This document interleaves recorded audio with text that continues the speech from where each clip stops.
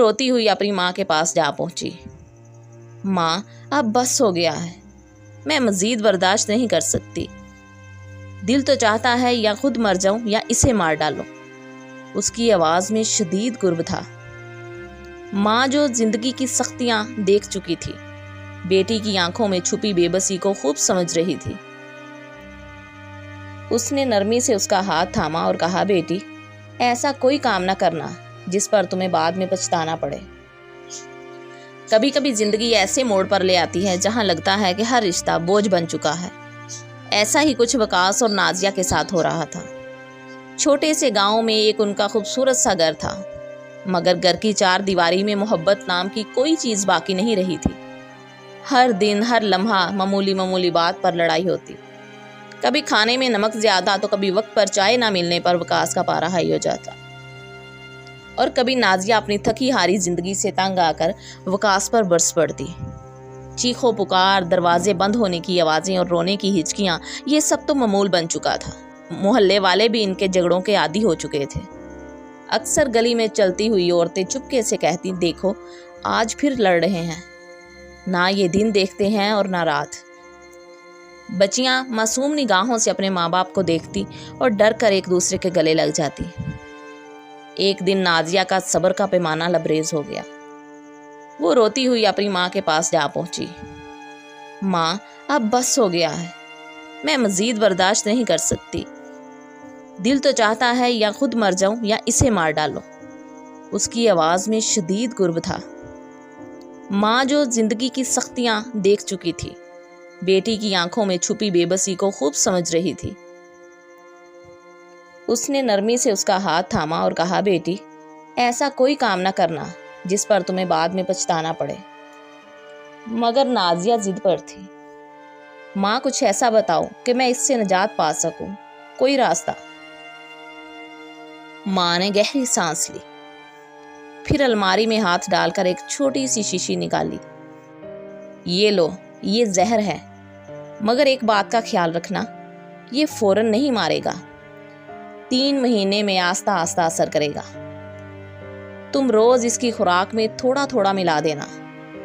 مگر بیٹی، ان 3 مہینوں میں تمہیں ایسا ظاہر کرنا ہوگا کہ تم دونوں میں بے پناہ محبت ہو گئی ہے۔ کسی بھی لڑائی جھگڑے کی گنجائش نہ چھوڑنا۔ شوہر جو بھی کہے مسکرا کر جواب دینا۔ گھر کو ایسا جنت بنا دینا کہ محلے والے بھی حیران رہ جائیں، تاکہ وہ جب مرے تو کسی کو تم پر شک نہ ہو۔ نازیہ نے جٹ سے شیشی تھامی اور ہاں میں سر ہلا دیا۔ گھر واپس آتے ہی نازیہ نے اپنی زندگی بدلنے کا فیصلہ کر لیا۔ سب سے پہلے پورے گھر کی صفائی کی، ہر کونے کو چمکا دیا، بچوں کے کپڑے دھو کر سلیقے سے تہہ کیے، وقاص کے کام پر واپسی سے پہلے اس کے پسندیدہ کھانے بنائے۔ وقاص دروازہ کھول کر گھر میں داخل ہوا تو حیران رہ گیا۔ سامنے نازیہ صاف ستھرے کپڑوں میں ہلکی سی خوشبو لگائے مسکرا کر کھڑی تھی۔ السلام علیکم، آپ تھک گئے ہوں گے، چلیں کھانا کھا لیں۔ وقاص کا چہرہ تو حیرت میں ڈوب گیا۔ یہ تبدیلی کیسی؟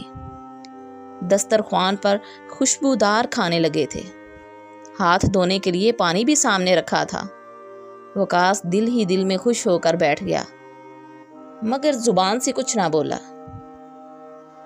نازیہ نے خاموشی سے اس کے کھانے میں ہلکی سی زہر کی مقدار ملا دی، جیسے ماں نے سکھایا تھا، مگر ساتھ ہی اس کی خدمت میں کوئی کمی نہ چھوڑی۔ دن بدلنے لگے۔ نازیہ نے ہر دن اپنی محبت اور خدمت میں اضافہ کر دیا۔ وقاص کی پسند ناپسند کا خیال رکھتی، ناشتہ وقت پر دیتی، کپڑے استری شدہ ہوتے، گھر میں خوشبو، بچوں کی ہنسی گونجنے لگی۔ یہ کیا جادو ہو گیا ہے؟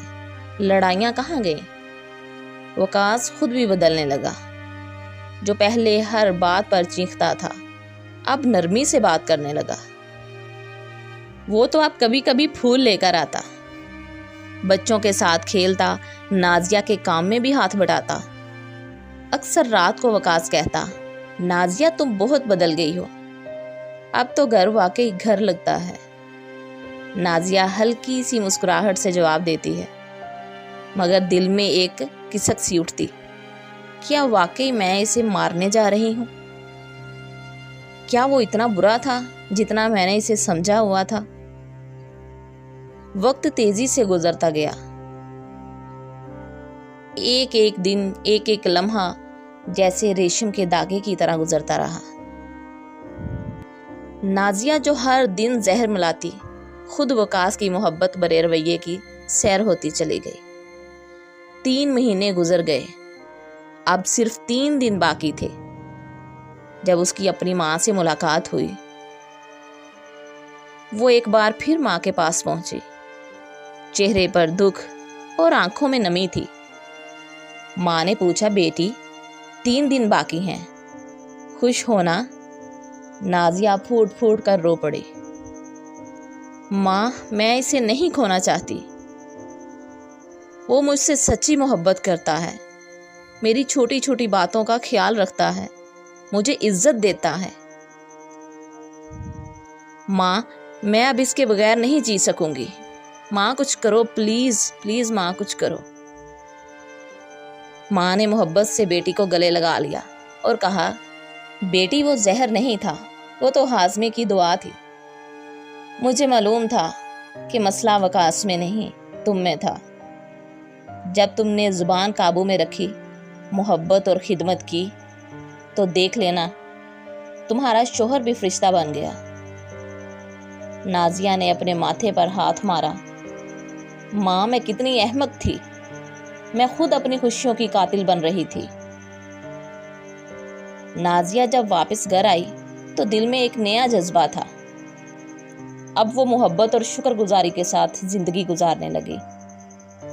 وقاص جو پہلے سخت مزاج دکھائی دیتا تھا، اب ایک شفیق شوہر اور بہترین باپ بن چکا تھا۔ بچیاں ہنستی کھیلتی تھی، محلے والے رشک کرتے تھے، واہ کیا جوڑی ہے۔ اور یوں وہ چھوٹا سا گھر جنت کا نمونہ بن گیا۔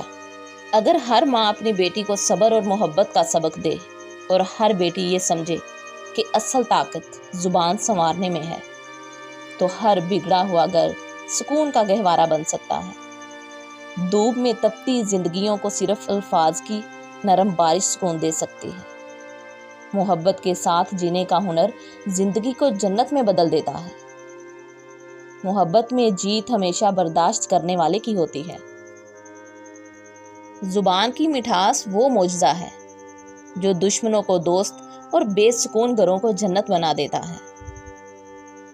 غصہ شیطان کی آگ ہے اور محبت اللہ کی رحمت۔